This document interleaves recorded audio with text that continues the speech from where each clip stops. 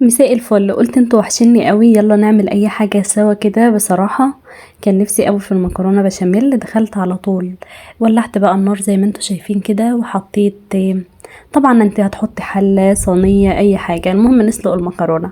وبعد كده جبت طاسه ونزلت في الزيت، وهنزل بقى بالفراخ بتاعتي، ضربتها ضربه خفيفه خالص في الكبه علشان تبقى قطع يعني، ما تبقاش مهريه خالص، ما تبقاش ناعمه يعني. تمام، دي اول حاجه. طبعا حطيتها في الزيت والزيت سخن كده، تاخد صدمه زي ما انتوا شايفين بالشكل ده على طول. وبعد كده انا حاطه طبعا الميه تغلي جنبي علشان اول ما تغلي ننزل بالمكرونه. وهجهز برضو حاجه المكرونه، هنزل اول ما تغلي كده بمعلقه زيت، وبعد كده معلقه ملح، وبعدين ننزل بالمكرونه بتاعتنا. شايفين غلت معايا اهي. اول ما تغلي كده هنزل على طول بالمكرونه بتاعتي، اي نوع عندك، بس المكرونه البشاميل لازم تعمليها اقلام يعني. تمام. طبعا هقلب بقى الفراخ، خدت صدمه معايا، وتقلبيها كويس جدا.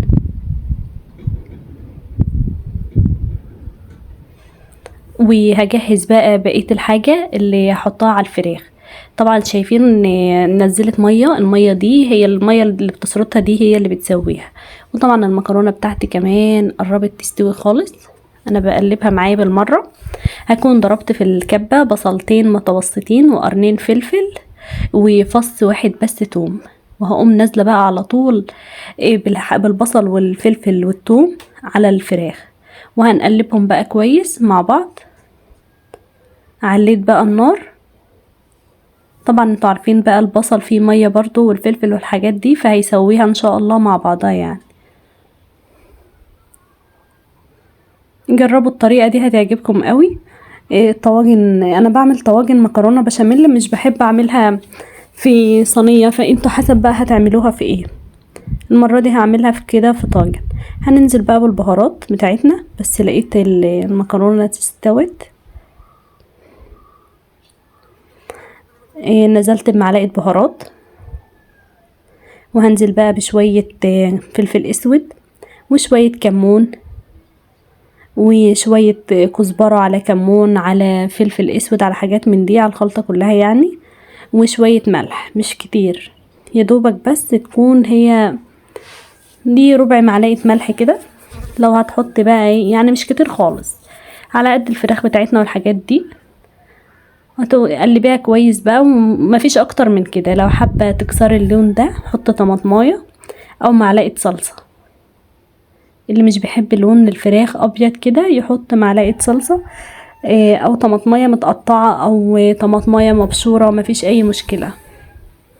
كده احنا خلصنا. شايفين حطيت الميه، وعلى ما المكرونه اتسلقت كنت خلصت الحشوه بتاعه المكرونه، ما فضلش غير البشاميل بتاعنا وخلاص.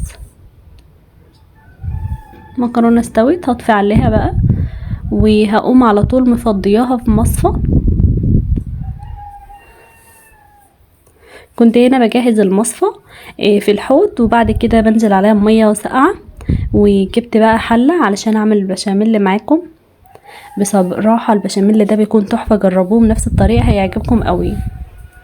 ويا سلام بقى لو عندك سمنه بلدي كده، زبده بلدي يعني، زبده بلدي بتبقى جميله خالص مع البشاميل. طبعا انا شايفين فتحة الفيديو كانت مختلفة خالص عن كل مرة. نزلت بمعلقة سمنة، معلقة سمنة، بس دي سمنة من اللي هي روابي يعني عادي، مش عارفة روابي ده اسمه ولا ايه، اللي هي السمنة العادية. و3 معالق دقيق، معلقة سمنة كبيرة كده، 3 معالق دقيق. وهفضل بقى اشوح فيهم كده، او مش عارفة اسمها ايه، احمرهم او ايه، المهم ياخدوا لون خفيف كده ذهبي. تقلبي كويس، وايدك بقى ما تسيبش البشاميل خالص ولا تروحي في اي مكان. البشاميل بالذات بيحتاج ايدك تكوني فيه. شفتوا بقى فتحة الفيديو؟ لو عجبتكم قولولي. قلت مساء الخير على طول وبدأت. مش اللهم صل وسلم وبارك على نبينا محمد. وغير كده كمان بصراحة كنت عايزة ادخل عليكم من باب اللي انا داخلة بقى نشتغل على طول. نزلت اول ما خدوا لون كده، نزلت بشوية بشاميل، بشوية لبن، اللبن ده كامل الدسم. هتفضلي تقلبي في اللبن لحد ما يعملوا عجينة كده سوا. يعني مش هحط بقى على طول عشان ما يكلكعش معايا، بفضل اقلب فيه. هتاخدوا بالكم دلوقتي، انتوا مش شايفين لكن انا ايدي في الحاجة وشايفة هي بتعمل ايه. بفضل اقلب فيه لما تعمل عجينة. انتوا فاهمين الطريقة؟ علشان وبعد كده افكها بلبن تاني. وبعد شايفين عملت عجينة خالص ازاي؟ بفكها بقى بلبن. افضل اعمل كده لحد ما القوام المطلوب. بصراحة الطريقة دي سهلة خالص ومش بتكلكع منك. ولو انت لسه جديدة وبتخافي من الكلام ده كله، اول ما تعملي البشاميل حط بقى، اول ما تنزلي باللبن كده حطيه على طول في الخلاط او اضربيه بالهاند بلندر. اضربيه، اعملي يعني المهم تتصرفي. شايفين بقى بخليه يعمل ازاي؟ يعمل عجينة كده وبعد كده انزل بالباقي، مش مرة واحدة خالص. لا هيكلكع منك لو نزلت بمرة واحدة. وكده بقى اكون خلصت البشاميل وبجد كان تحفة جدا. على فكرة يا جماعة، اللبن الكامل الدسم واللبن الجاموسي، في لبن بقري على فكرة. اللي ما يعرفش المعلومة دي، في لبن بقري بصراحة لو عملتي البشاميل بلبن بقري بيبقى مش حلو خالص. تمام، بيبقى لونه مصفر شوية. فانا بستخدمش غير الجاموسي، واصلا هو لبن فيه دسم وحلو جدا ومفيد جدا. ما تنسوش تعملوا لايك وشير وكومنت حلو كده، ولا ما اشتركش معايا في القناة ينورني باشتراكه عشان عيلتي تكبر بيكم. هنا بقى حطيت شوية ملح، وهحط بقى شوية فلفل اسود. مش مشكلة خالص اللون، يعني الفلفل الاسود طبعا انا متأكد انتوا عارفين اللي هو لونه مختلف عن التاني، عادي مش مشكلة. تمام. كان حد بس بعت رسالة، فانا عملت التليفون صامت علشان لو رن او عمل اي حاجة ما يوصلش الصوت عندكم. بكده بقى البشاميل يكون خلص، هقربه منكم، هقربه اوريهولكم. هنا بقى شايفين البشاميل بجد خطير جدا. نزلنا بقى بالمكرونة اللي احنا سلقناها، كنا حاطينها في مصفى علشان تتصفى بس كده، وبتقوم جايه بمعلقه مقلباها كده بتلاقيها فكت من بعضها على طول عشان معلقه الزيت اللي احنا حطيناها دي. تمام. وبعد كده شايفين بقى الحشوه اللي احنا عملناها دي، لو انت بتحبهاش كده زي ما قلتلك بقى تحط طماطمايه معلقه صلصه مش هتفرق، المهم تكسري اللون يعني. فانا لقيت الحشوه كتير، وبعدين ده نص مكرونه يعني، وكان يعتبر بجد كان بانيه كتير. انتوا عارفين اللي انا بسيب صدر فراخ كده في الفريزر اعمل بيه اي حاجه عندي. قلبته بالشكل اللي انتوا شايفينه ببعضه لانه جوزي عايزه كده. الاوامر. انت تعملي زي ما بتحبوا والله يا جماعه. الحاجات دي حسب انت بتحبي ايه في البيت، اسرتك بتحبي ايه، المهم تعملي الحاجه اللي نفسك فيها. وهتنزلي بقى بشويه من البشاميل مش كتير، ونقلبهم سوا كده لحد ما تحسي كل حته من دي خدت بشاميل وخدت كمان من طعم الفراخ والحاجات دي. وبعد كده هنجهز الطواجن. انا بقى قلت لكم بحبها في طواجن. هحط بقى معلقه كده في كل طاجن، معلقه من تحت كده علشان تمسك المكرونه من تحت برضو، وبتدي طعم جميل قوي للطواجن المكرونه دي. انا بقى طرطشت الدنيا كده، وعارفين كل ست بيت مصريه بتحب تدوق، بجد بحب البشاميل قوي. وهنا بقى ايه، هننزل بقى بالمكرونه بتاعتنا. تملي الطواجن دي.